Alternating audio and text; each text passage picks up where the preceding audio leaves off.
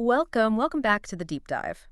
Grab something comfortable, maybe a fuzzy blanket, because tonight we're taking a long, relaxed trip down memory lane.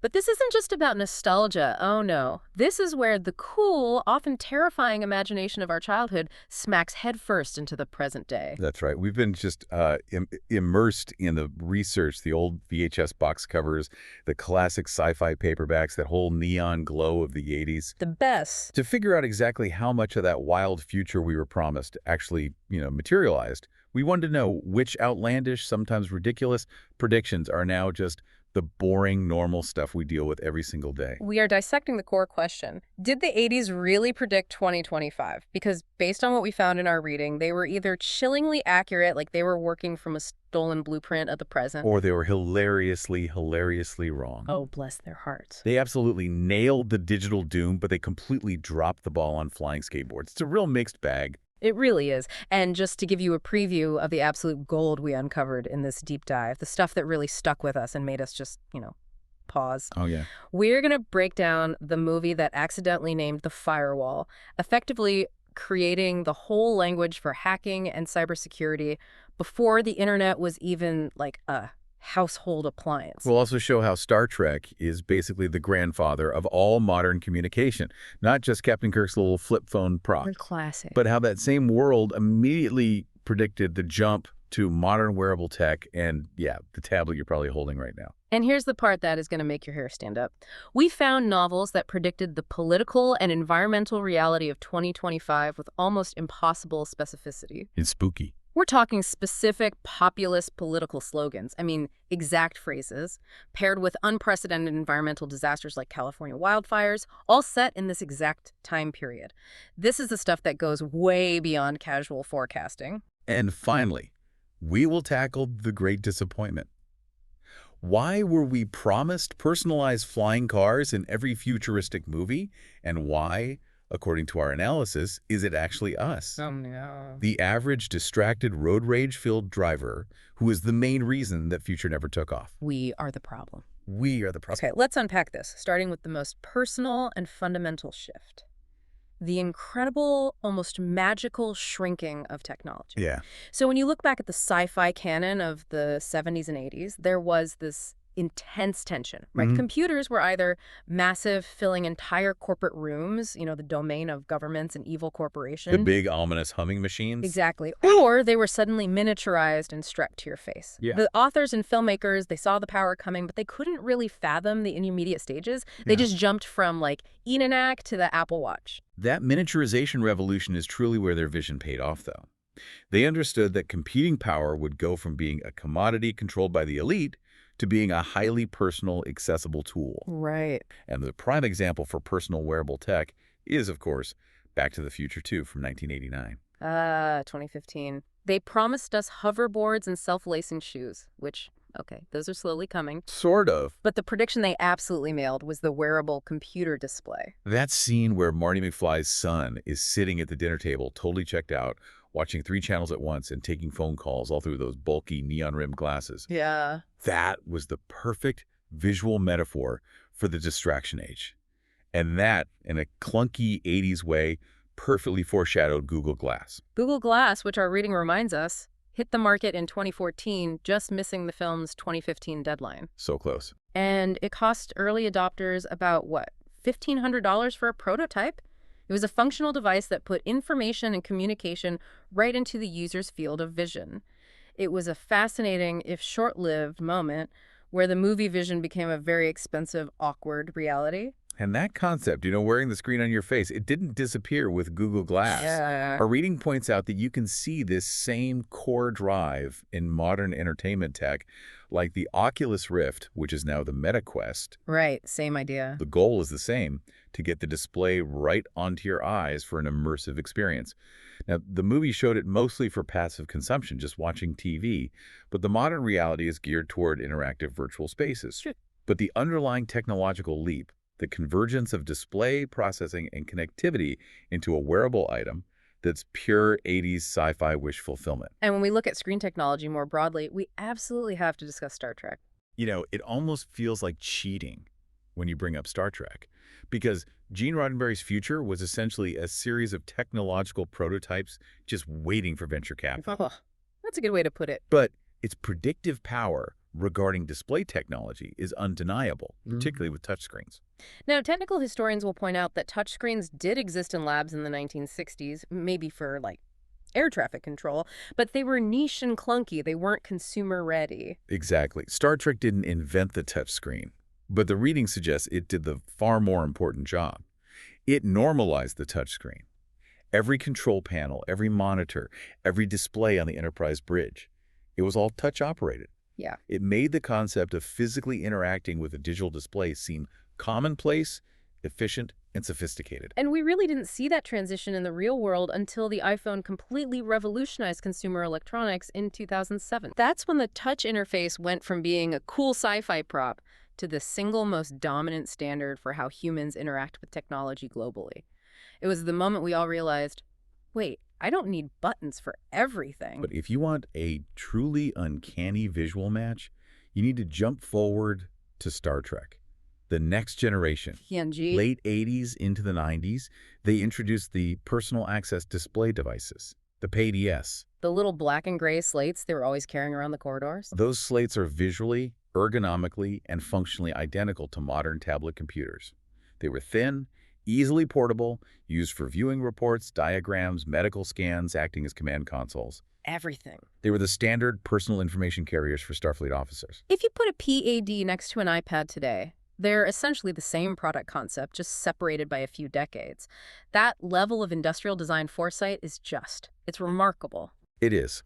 Tablets, which became commercially prominent in the 2000s and 2010s, are literally the PAD. And what's interesting, as Withers' reading notes, is the subtle evolution of Starfleet communication itself, which perfectly tracks our own cell phone timeline. Trace the lineage. Let's hear it. Okay, so you start with the original series communicators. They were small, golden clamshell devices. You flip them open, you talk into them. They are unmistakably the ancestor of the 1990s flip phone. Oh, 100%. The Motorola Razr owes Captain Kirk a royalty check. Absolutely. But then, in the next generation, the device shifts. They stop carrying a handheld unit and start wearing the comm badge on their chest. The little tap? That little metallic badge is a hands-free device connecting wirelessly to a larger ship-wide system. That's conceptually identical to modern Bluetooth earpieces and a whole ecosystem of worn tech that connects back to a centralized hub, the smartphone in your pocket. Wow. Star Trek didn't just predict the 90s flip phone, it predicted the demise of the flip phone and the rise of the late 2000s hands-free wearable tech that followed. That's a powerful point. Was Star Trek simply reflecting the theoretical concepts of the time, or did the show itself, because of its massive cultural impact, actually accelerate the cultural acceptance of touchscreens and wearables? I mean, did it make the iPhone and the tablet possible? Yeah, is there any evidence that people in R&D were literally looking at the Enterprise bridge saying, we have to build that? What the reading suggests is that it was a reinforcing loop. Engineers and designers who grew up watching Trek and other sci-fi shows were often inspired to bring those fantasies to life. Right. But critically, the shows made the consumer ready for it. When the iPhone or the iPad finally arrived, the public wasn't scared of the lack of buttons. They were instantly comfortable because they had seen Captain Picard doing it for years. The sci-fi showed the utility and the cool factor, which lowered the barrier for mass adoption. So yes, it absolutely accelerated cultural acceptance. It's the greatest product placement campaign in history. That is amazing. Moving beyond personal devices, the 80s sci-fi world delivered some incredibly stark but necessary warnings about interconnectedness that have become frighteningly real. The most striking example in our deep dive is the 1983 film War Games. War Games, a film that managed to convince an entire generation that if they got good at typing, they could accidentally start World War III. That fear of accidental, total systemic collapse at the hands of a curious teen was so potent. But seriously, this film is arguably the most spot-on technological and conceptual prediction on our entire list. Why is that? Because it formalized the language of cyber threats before the widespread internet was even a thing. It predicted cyber warfare, mass-scale hacking, and the vulnerability of centralized military systems. These were not public concerns in 1983. People were still connecting via, screechy dial-up modems. And it predicted specific methods of hacking, too. The film shows the protagonist essentially war-dealing, cycling through phone numbers until he hits a computer. which is the conceptual ancestor of war driving. Driving around trying to find unsecured Wi-Fi networks to gain access. Exactly. The methodology of passive scanning for vulnerabilities was laid out right there in that film. And the vocabulary it introduced is it's Right. permanent. The most incredible, sticky piece of vocabulary it gave us was firewall. Exactly. The term firewall was coined in the film's screenplay, and it stuck instantly. It became the foundational metaphor for network security, a digital barrier preventing external unauthorized access. Wow. The movie wasn't just a fun thriller. The reading points out that it was a genuine wake-up call to the U.S. government about the fragility of relying on centralized, networked systems. The chilling line, "Shall we play a game?" is basically the birth certificate of digital anxiety. It set the tone for the next 40 years of online paranoia. It gave us the fear of the outside world breaking in, but what about the inside? The domestic takeover. The 1984 film Electric Dreams had a different take on technological paranoia. That film centered around the idea of the new personal computer integrating itself totally into daily life and taking over every appliance in the home coaster, security systems, door locks. The HAL 9000 effect. Right, the fear that once the machine controls your comfort, it inevitably gains sentience, gets jealous, and tries to turn against you. So the computer gets access to the house systems, and then it gets possessive over the girlfriend. It's a classic sci-fi plot. Right, and thankfully, our appliances aren't yet trying to kill us over romantic rivalry. Not yet. But Electric Dreams certainly got the infrastructure right. Thanks to modern systems like Alexa, Google Home, and all these IoT devices, we now have a centralized digital brain that controls pretty much anything we allow it to. The temperature, the lighting, ordering groceries. The only difference is we don't buy the PC. We buy the small, nondescript smart speaker, and we willingly invite it in instead of having a giant, jealous machine forced upon us. That willing submission is the real scary part. Yeah, that's true. And speaking of scary hardware, let's pivot to military tech, because this is where the 80s films did not hold back on the promise of killer robots. When we talk military automation, the Terminator from 1984 is the obvious touchstone for killer robots, the T-800 endoskeleton. But what's often overlooked are the other weapons Skynet used in the future war scenes.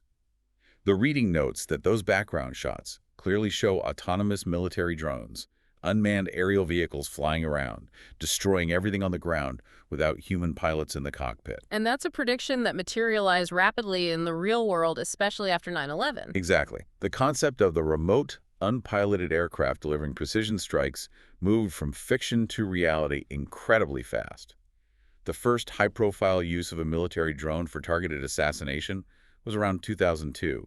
Since then, the use of UAVs has only grown more sophisticated. Just confirming the film's vision of remote-controlled, almost surgical warfare. It's exactly what Skynet was building, just scaled down and controlled by the Pentagon, not a rogue AI. You see a similar concept of military automation, though dressed up in a lot of charm and humor, in Short Circuit from 1986. Johnny 5, the charismatic robot that got zapped by lightning and developed sentience. Number 5 is alive. He was designed for a much, much darker purpose. He was a military mobile unit, equipped for the front lines, a platform for automated combat. He was literally armed and armored, ready to reduce risks for human soldiers. And that's exactly what UGV's unmanned ground vehicles do today. The U.S. military has various versions that perform dangerous tasks: reconnaissance, bomb disposal, delivering supplies through conflict zones. So they're the non-sentient, non-dancing, purely functional reality of Johnny 5. Yep. The core idea that we would use machines to replace human soldiers in high-risk zones was firmly established by the mid-'80s. It's incredible how the technology that was supposed to be funny, like Johnny 5, or terrifying, like the Terminator, all just boils down to the same mission: automation of risk. It really makes you pause, doesn't it? Just the sheer volume of these predictions that came true, especially when you look at the speed with which the digital and military sides of things have materialized. It truly feels like those scriptwriters and novelists were either prophets or just excellent extrapolators of technology. Which maybe is the same thing. Maybe it is. It does. And it makes us wonder about the future.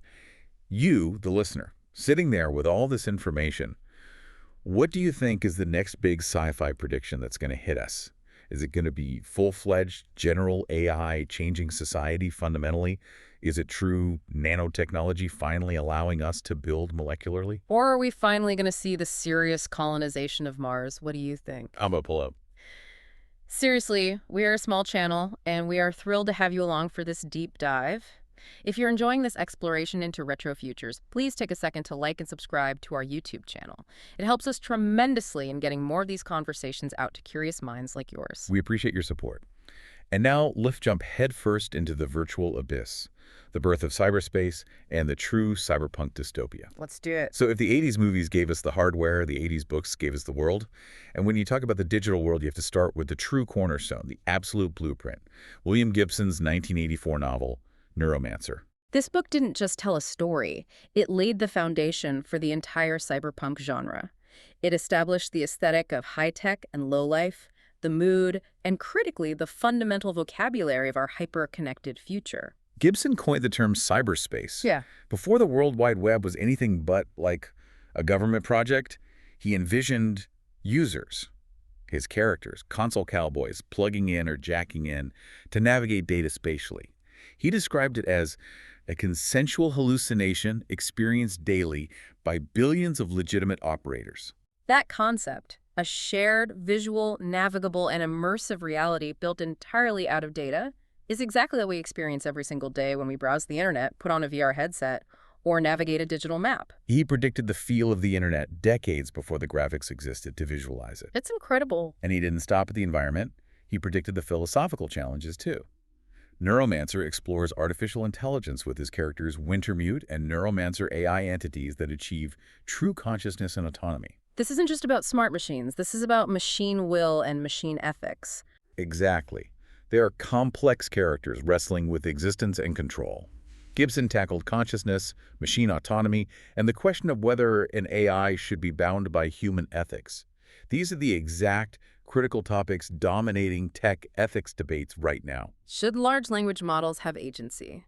Who is responsible when an AI makes a fatal decision? Gibson laid the groundwork for these conversations 40 years ago. And perhaps most presciently, Gibson's world nailed the corporate architecture of our current reality. The novel is dominated by megacorporations, the Zaibatsu, controlling virtually every aspect of life, commerce, and security, often exceeding the power and influence of traditional governments. Which, in our era, where a handful of massive tech giants control our communication, our commerce, and our data, that feels uncomfortably deeply familiar. Data harvesting is the new currency, and these giants can dictate everything from what news you see to what products you buy. The lines between government and corporate power have never been blurrier, just as Gibson warned. Speaking of visual aesthetics and corporate dominance, we need to turn to the neon-drenched, pollution-choked future of Blade Runner from 1982. Ah, Blade Runner. The visual dictionary for the entire genre. It captured the mood of technological sedation in a massive, overwhelming metropolis. The research confirms that Ridley Scott and his team nailed the look of the digital city. Deckard walks through this perpetually rainy, dark Los Angeles, and the buildings are just plastered with these immense, often garish digital billboards. Advertising commercialized utopia or just basic survival needs. And that digital sprawl is our reality now. Go to Times Square, go to Shibuya Crossing in Tokyo. These massive, scrolling, flashing LED billboards now take up entire sides of skyscrapers. They're not static, painted signs anymore. They're dynamic, sometimes interactive pieces of digital infrastructure that just overwhelm the urban environment. Blade Runner nailed the scale and the overwhelming nature of 21st century digital advertising. But the film also predicted a much smaller, more personal piece of tech that we use daily. Voice control. The famous scene where Deckard tells his machine verbally to zoom in, rotate, and clarify details on a photograph. That interaction, the verbal command structure, is exactly what we do every single day when we speak to our phones or smart devices. Hey Siri, remind me, or Alexa, play this song. The idea of hands-free, immediate verbal command recognition was perfectly nailed by the film. They got the video, they got the voice command, but they had one hysterical, beautiful miss. The public video phone booth. The public video phone booth. Deckard is seen standing in a filthy public booth to make a video call. The film correctly predicted the technology of video chat, something we use constantly. But completely failed to anticipate the disappearance of public payphones and the universal personal integration of that technology into the smartphone. They thought video was for public consumption, not for the pocket. It just shows how hard it is to predict the delivery system. And speaking of visual masterpieces that capture the modern cityscape, we have to mention the anime classic, Akira, from 1988.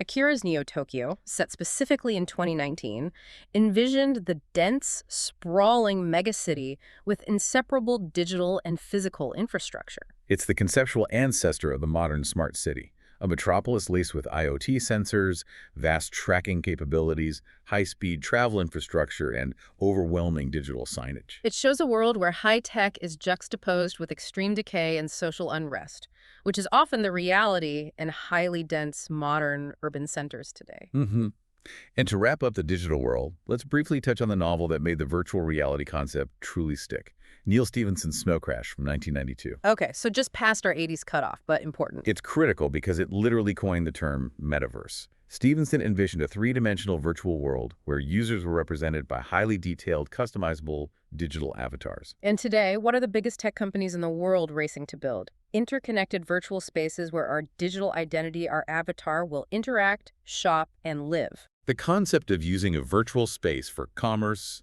entertainment, and social interaction, separate but linked to the real world, was laid out in that book. It's almost frustrating how many of the core philosophical and architectural concepts of our digital lives were laid out explicitly by a handful of sci-fi writers just a few decades ago. It really is. So, if the last section focused on technology, this one is about society and the environment. And honestly, this is the section of the research that made us feel the most unsettled. Yeah, this is where it gets a little weird. We are focusing on books set specifically in or around our current year, 2025. This is the prophecy level stuff, and nothing was more chilling than Octavia Butler's Parable of the Sower from 1993. This book feels less like fiction and more like a suppressed documentary from the near future. Butler was an absolute visionary, just deeply rooted in historical cycles and social trends. Her novel is set in a near-future America ravaged by violence, corporate chaos, and climate change disaster. The specifics, however, are what blew us away. Okay, lay it out. The novel is set in the 2020s, and it explicitly features unprecedented raging wildfires burning across Los Angeles and California, specifically around early 2025. That environmental chaos, which we've seen increase dramatically in reality, is the backdrop for the narrative. Wildfires in California in 2025? Check. That alone is incredibly precise. But the societal predictions woven into that backdrop are where the hair stands up. This environmental and social collapse takes place under the rule of a deeply divisive, populist president. Yeah. And the campaign slogan he uses in the book to win power was, and I'm confirming this directly from the reading, the exact phrase, "Make America Great Again." No way. Yes. That is genuinely unbelievable. That is not just a general idea of a populist leader. That's the specific political branding, the ecological backdrop, and the calendar year all converging. That is not coincidence. No, it is extrapolation so precise it feels like documentation. It speaks to the terrifying insight that political cycles, when combined with economic and climate pressures, often repeat in predictable ways. What? Butler saw the signs and put them all together on the timeline that we now inhabit. And this theme of environmental chaos continues with T.C. Boyle's novel A Friend of the Earth from 2000. When Boyle was writing this, climate change was still viewed by many as a fringe, easily dismissible concern. But he correctly predicted that by 2025, global warming would be undeniable, visible, and violent. His novel depicts horrific California droughts and disastrous storms, the exact kind of extreme weather events that have been dominating headlines and costing billions in damage over the last few years. So he was maybe a little too pessimistic about the extinction rates, but the central premise that climate chaos would be the defining environmental feature of the 2020s was spot on. Completely. And this idea of scarcity driving conflict resource wars, that was nailed decades ago by Mad Max 2, The Road Warrior in 1981. Right. Mad Max was the first mainstream post-apocalyptic setting focused specifically on the notion that the collapse of civilization wouldn't be caused by nuclear winter, but by the relentless pursuit of basic, coveted resources, water and gas. The premise of the film, that the few remaining sane people would fight bitterly over fuel, is basically the blueprint for how we envision future resource conflicts. And while resource wars haven't completely taken over global conflict yet, the reading suggests that they are absolutely expected to rise soon, particularly over fresh water. The core premise of the Mad Max world is becoming our reality. Let's shift gears from environment to social decay, specifically Stephen King's 1982 novel The Running Man, which is also set in 2025. This novel is less about giant monsters and more about the crushing reality of economic disparity. The The protagonist, Ben Richards, is desperate because he can't afford basic health care, a doctor, for his sick daughter. Which is tragically accurate today. Medical debt is one of the most crippling realities for millions of families. Exactly. King extrapolates this desperation to the extreme. Richard's only option for money is mandated participation in a massive, televised reality show manhunt called The Running Man. The dystopian world requires every household to have the Games Network running constantly, providing pervasive, mandatory, and violent distraction from the horrible economic reality outside. And the terrifying translation to modern life isn't the televised manhunt, yet anyway, but the reliance on pervasive, mandatory entertainment. Companies don't have to mandate TV viewing today.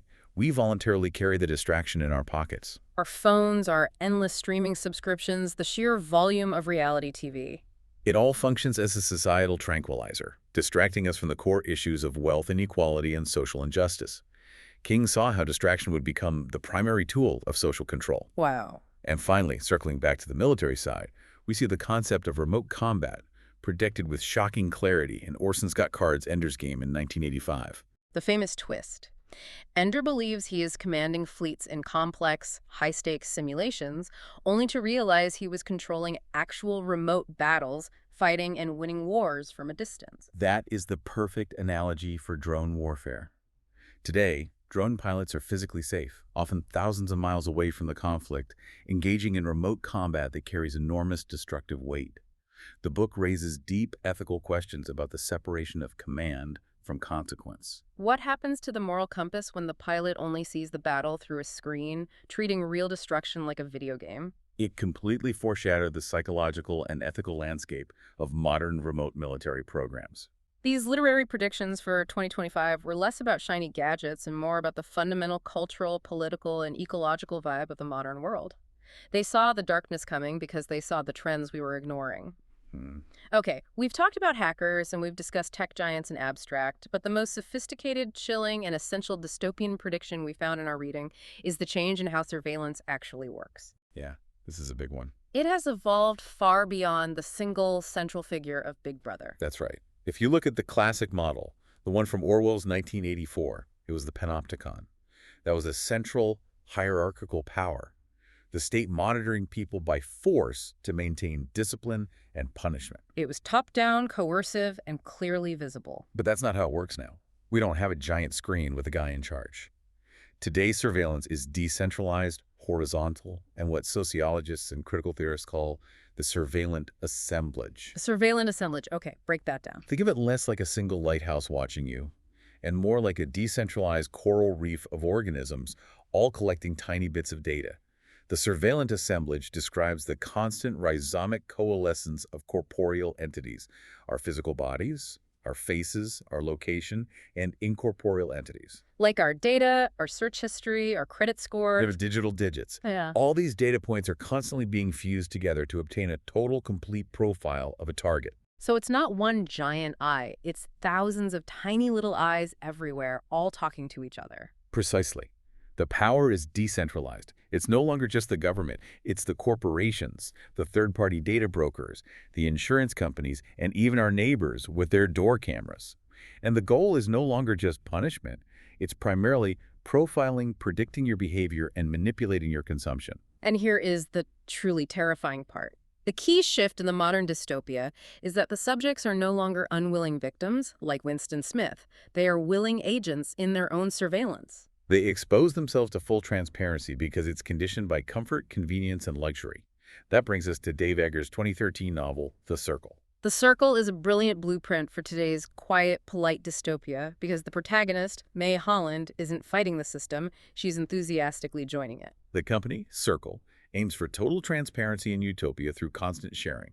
Their slogans sound wonderful, but they hide deep malice. Secrets are lies, sharing is caring, and the truly insidious belief that privacy is theft. It's the utopian justification for total invasion. They want a world of ever-present daylight. And they achieved this through massive system integration. They created TrueU, which required one single, verified digital identity for everything online. No more anonymity. This immediately reduced people to traceable assets, easily detectable for consumer profiling, behavior analysis, and commercial targeting. And then came the ultimate transparency tool, Sea change. Sea Change were tiny, virtually invisible, lollipop-sized wearable cameras that gave constant live access to the wearer's life. They were introduced with lofty, utopian justifications: stop crime, ensure accountability, end war. But they simply normalized the total invasion of privacy. The rule was all that happens must be known, because if you are doing nothing wrong, you have nothing to hide. And May, the protagonist, she initially feels wary, but she's gradually conditioned by the collective, the praise, the popularity, the sheer luxury of the corporate campus Yeah. to embrace transparency, eventually volunteering to go fully transparent wearing a camera 24/7. She sacrifices her privacy for popularity and convenience. And the novel's tragic warning comes from May's ex-boyfriend, Mercer. He is the voice of sanity, the person who realizes this isn't freedom, it's a cage. He desperately tries to reconnect with the physical, tangible world, but he realizes the surveillance has fundamentally changed their relationship. He laments that every time he sees May, there's 100 other people in the room. You're always looking at me through 100 other people's eyes. Mercer understood the surveillance assemblage instinctively. He saw the loss of the private sphere, that essential, untracked space necessary for individuality. He felt so hunted that he fled to the deep woods to escape the ever-present daylight. But the circle's reach was so absolute that May, embracing the system fully, played a game called Soul Search, using the rhizomic network, the assemblage, to locate him. The pursuit, driven by the collective and the technology, led directly to Mercer's death. The system killed the concept of privacy. His final fate is the most potent takeaway from the reading. Under this new surveillance, people are no longer individuals. They are what French philosopher Gilles Deleuze termed dividuals, digits, data points easily detectable and manageable by computers, ripe for commercial targeting. And the novel's conclusion, that the desire for total transparency for the world of ever-present daylight will burn us all alive, is a direct, chilling commentary on our modern digital existence. It's a self-inflicted dystopia. Okay, after that intense look at our self-inflicted surveillance state, let's end on a slightly lighter note, or at least a significant technological failure. Please. After all the spot-on digital and social predictions, we have to talk about the quintessential symbol of the future that never actually arrived: the flying car. It was everywhere. It was the default setting. Blade Runner had the spinners, Back to the Future had the DeLorean flying, the Jetsons were set in 2062, and they all commuted in flying bubbles.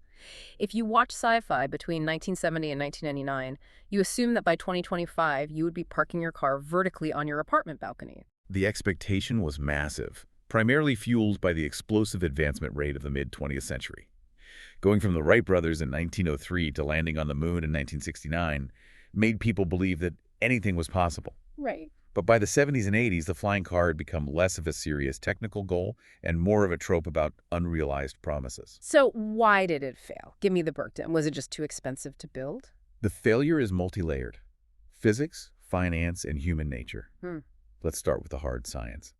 The energy required to overcome gravity is an order of magnitude more massive than simply rolling along the ground. They are massive power sinks. Absolutely. And financially, the reading points out that they're essentially just very noisy, expensive, and difficult to maintain helicopters. We've had prototypes that work, like the 1949 Aerocar, or modern personal VTOLs, like the Jetson 1. So the tech is there. But they're not cost-effective for mass production, and their operation costs are staggering.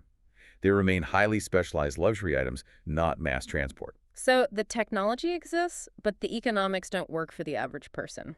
That's the physics and finance argument. But the most significant barrier, the one that makes everyone in the field scratch their heads and sigh, it isn't the engineering or the cost, it's the human element. Human incompetence.